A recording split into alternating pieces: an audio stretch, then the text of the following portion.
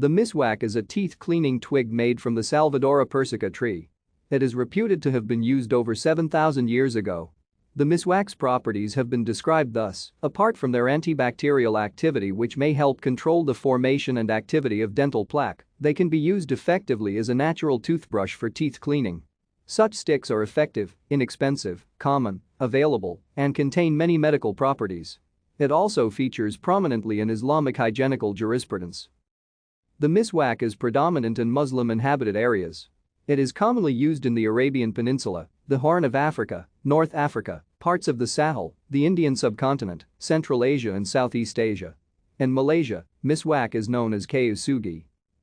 The World Health Organization recommended the use of the miswak in 1986, but in 2000 an international consensus report on oral hygiene concluded that further research was needed to document the effect of the miswak.